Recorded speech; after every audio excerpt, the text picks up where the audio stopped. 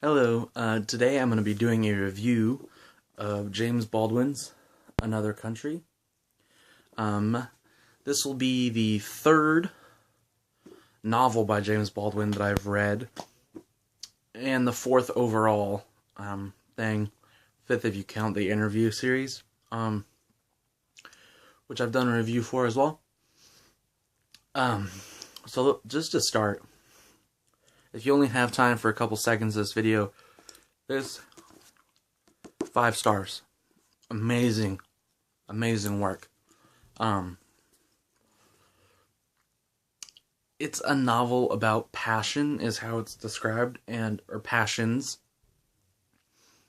And boy, does it deliver on that. I mean, artistic passions, race, love, family, all sorts of things, friendship. I mean,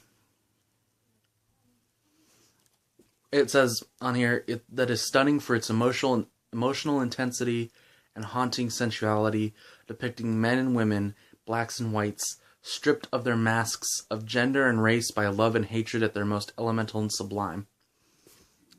And that's pretty accurate. I mean, it's hard. This book follows a cast of characters, and it kind of swaps back and forth between several, and they're each so memorable and so complete that they feel really alive and vibrant. You have Rufus, who's a black musician, his younger sister Ida, who becomes a singer. You have Vivaldo, who is Rufus's friend, who's a white Irishman. He's sort of an aspiring writer.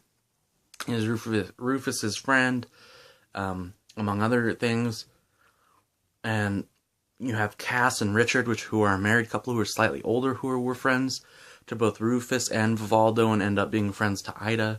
You have Eric, I believe his name is Jones, who, I mean, he's an actor and he's in Paris, and he ends up coming back to New York, and he was friends with all of them before. I'm sorry, I have the gum in my mouth. And you really get to know each of these characters, and it goes into their different perspectives, and really what they're thinking about. And man, can Baldwin write. The guy can just write the pants off of anybody. I mean, wow. Just the way he writes about things is so perfect. I mean, there were multiple times where I'm sitting here just going like, that is the perfect way to describe something. Like the perfect way of putting into words something that's very abstract and cuts to just like the core of things. Even things that like we understand, but it's hard to put into words. And I mean, you can tell that this was just like a masterpiece. This is a novel that's consumed. I mean, there's so many things that are touched on and discussed, and it's just so wonderful, and it's easy to read. And this doesn't happen a lot with like literary fiction, but you like get really drawn into like what's going to happen to these people, and like, I mean, how is this all going to work out? Does it work out? And there's so many important questions asked and addressed in this novel, and I'm not sure that they're all answered, but it is the willingness to go there, to explore it, that really set it apart. I mean, it was... If anyone tells me James Baldwin can't write, or that they don't like his writing, you're a dick. You might not like his subject matter. That I'll give you. But the guy can write. He might be the best writer I've ever read. And he's quickly becoming my favorite. I mean, he's wonderful. Absolutely wonderful. So I don't normally do this, but I wanted to read one section out of this to kind of illustrate my point about his writing. So let me find that real quick. Okay. This is from like page 171 of and 172 of my edition. I don't think there's anything really relevant to plot here as far as spoilers go, but if you're concerned, this is your warning to stop watching. 5-star book, highly recommend it. I mean, a lot. It's a wonderful book. It would probably be one of my favorite books. It is one of my favorite books of all time now, but and I would say it's the best Baldwin, but Go Tell It on the Mountain just edges it out by just a smidgen. But they're both excellent works. Anyway, I'm sorry. I'm going to try to read this clearly. Sometimes my voice isn't exactly easy to understand. So here we go. He leaned up a little and watched her face. Her face would now be, forever, more mysterious and impenetrable than the face of any stranger. Strangers' faces hold no secrets because the imagination does not invest them with any.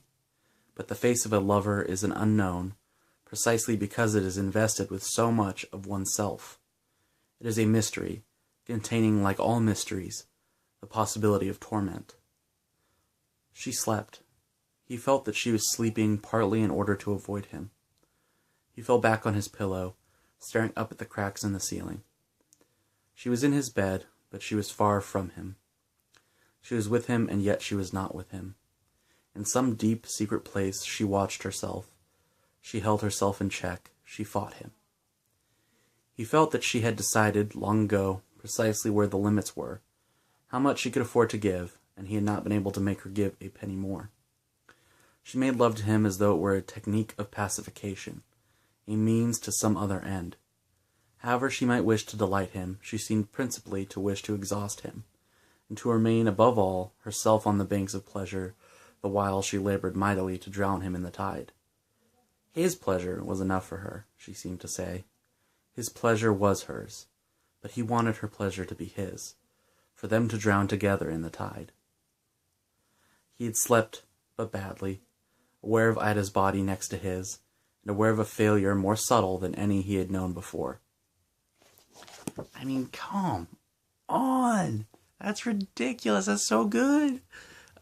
Anyway, hopefully that's enough either to convince you to read some Baldwin in this next year. I know it's the first kind of videos of 2015 and everyone's doing their bookish resolutions. If you watch this and you watch any of my videos, I think one of your book resolutions should be to read at least one work of James Baldwin's if you haven't read anything before. Trust me, you will be totally happy you did so. Find whichever one sounds the most interesting and just get it and read it. Trust me. Highly recommend this. Another 5-star novel, starting off the year well. Technically, I read this right at the end. I finished this on New Year's Eve, the 31st, the day of. So technically I managed to slide this one in right at the end of 2014, and my first 5-star review of 2015. So thanks for watching, guys. As always, have a good life and happy reading.